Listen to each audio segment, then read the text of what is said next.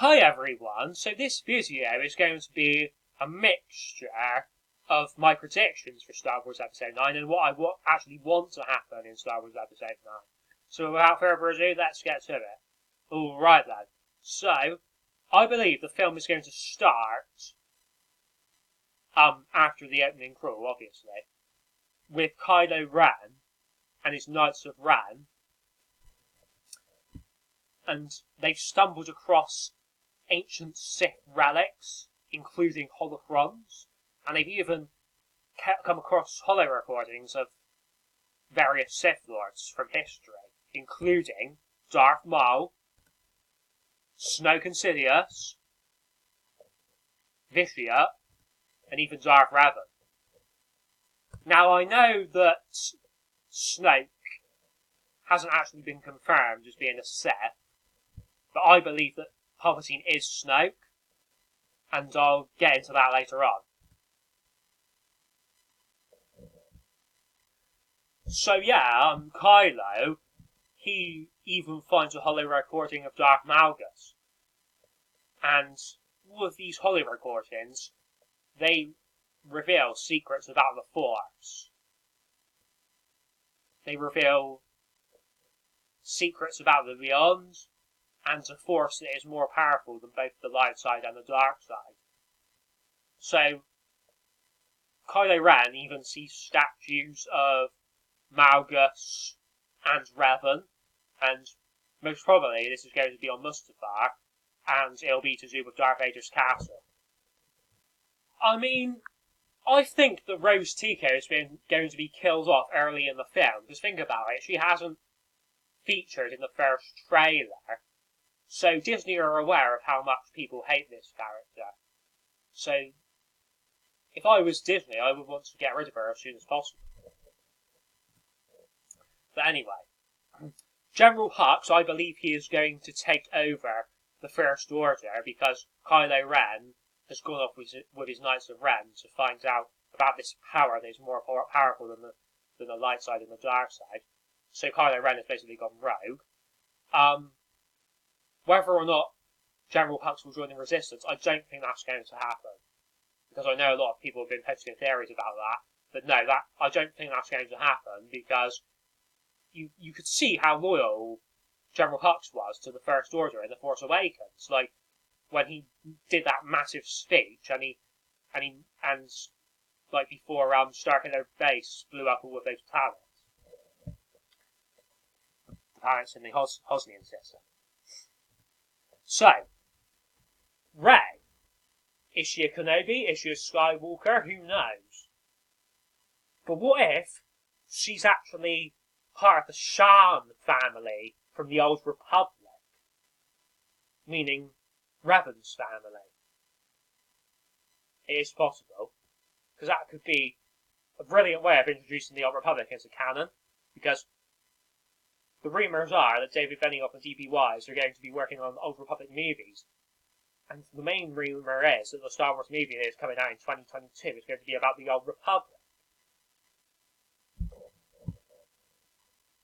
So, eventually, the First Order and the Resistance are forced to join forces, and so are Rey and Kylo Ren, against a greater threat, which happens to be the Dark Acolyte, Matt Smith's character. And Matt Smith's character, the Dark Acolyte, ends up getting possessed by the spirit of Sidious. And you even hear Sidious's laugh before you actually see the Matt Smith character. Eventually, Rey and Kylo end up kissing and they become lovers. But Rey basically says, look, Kylo, it is going to take me some time to get over the fact that you killed Han Solo. Like, I'm not sure if I'll ever forgive you for that. So when Kylo Ren and Rey are going up against the Dark Acolyte, I believe there will be a massively epic moment where the Force ghosts of Luke, Yoda, Obi-Wan, Anakin, and loads of other Jedi from history, go up against like loads of Force ghosts of Sith Lords, such as Count Dooku and Darth Malgus and Darth Revan. And they are going to reveal that Kylo Ren actually based his mask off of Revan's mask. And Kylo Ren actually had Revan's mask in his possession this whole time. Like, since before the events of The Force Awakens. So yeah, like, it's going to be like this massively epic moment where all of the Jedi that were killed in Order 66 come back as Force ghosts. And even Qui-Gon's ghost could appear as well. So you could have, like, Ki-Adi-Mundi's Force Ghost, Plo Koon's Force Ghost, Aayla Secura's Force Ghost, Shakti's Force Ghost. I mean, I'm not sure how Shakti died in canon, because when she died in The Force Unleashed because Starkiller killed her. But that's Legends now, so I'm not sure what the canon version of Shakti dying is. So basically, when this massively epic scene is playing out, you hear Battle of the Heroes and Duel of the Fates. It's like revised tracks of them. So I believe that time travel will feature heavily in this film. Like, Rey could even go back to Naboo of the moment of Anakin and Padme's first kiss. And then you could even see, like, Rey going back to Naboo during Qui-Gon, Obi-Wan and Darth Maul's duel. I mean, I reckon that Poe Dameron and Finn will probably die trying to help Rey out. Because if they kill off Lando, that'll just piss off a lot of fans. The same if they kill, like, iconic characters like C-3PO and R2-D2. If they kill them off, that would piss off fans massively. I mean, if BB-8 dies, not many people would care, but anyway, but I suppose that could signify that this is probably the end of the Skywalker saga if C-3PO and R2-D2 die, because weren't they basically in pretty much every single Skywalker saga film? But they were even in Rogue One.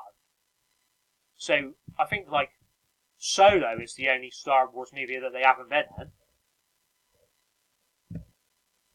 So, basically, it reveals that Carrie Russell's character, Zori Bliss, the bounty hunter, it reveals that she used to be the Sith Lord known as Mara Jade, but she actually got redeemed by Luke Skywalker, and she turned into a Jedi Knight, and then, but Luke secretly married her, so Han and Leia don't know about her. Neither does Chewbacca, or C-3PO, or R2-D2, or Lando, or anybody of that nature. So, but when Luke, like, went off to be on his own on the island, like, she just became a bounty hunter because she just got so pissed off with Luke and, well, with Kylo Ren turned into the dark side and all that. There are even going to be moments where Sidious's spirit jumps out of the Matt Smith character and he jumps into Rey, and then afterwards he jumps into Kylo Ren. So, whilst this massive, like, battle between the Jedi and the Sith is going on, the First Order arrives on whatever planet it takes place on, and so does the Resistance, but, well, I think they're actually called the New Rebellion in this movie, I'm not entirely sure, but based on how The Last Jedi ended. So, basically, this is the massive twist, right? It actually reveals that General Hux is the true chosen one, and that's why he believes it is his destiny to rule the galaxy. And then Sidious's spirit jumps in to General Hux, the chosen one. And then something weird happens where General Hux suddenly gets force powers and he has a lightsaber and whatnot. And the massive shock, it's actually revealed that Sidious's spirit was inside Palpatine, Snoke, and Vitiate. So this is a brilliant way of introducing Vitiate into canon. So you can see how Palpatine is like the massive big bad in all of Star Wars. Because it would mean that he ruled over the Sith Empire, the Eternal Empire, the Galactic Empire, and the First Order. Remember in episode 3 when Yoda said a prophecy that misread could have been? Yeah, maybe it was misread. Maybe General Hux is actually the chosen one, and Anakin's not. Or just imagine if Sidious is actually the chosen one. God, that would be a massive twist. That would actually make sense, to be honest, because it's said that Sidious is supposed to gain this power that is even more powerful than the dark side and the light side, so surely that would bring balance to the Force, because the chosen one is supposed to bring balance to the Force. And, well, I swear, like, before it was announced that the title was going to be The Rise of Skywalker, I swear Balance of the Force was floating around the internet as a possible title for the film.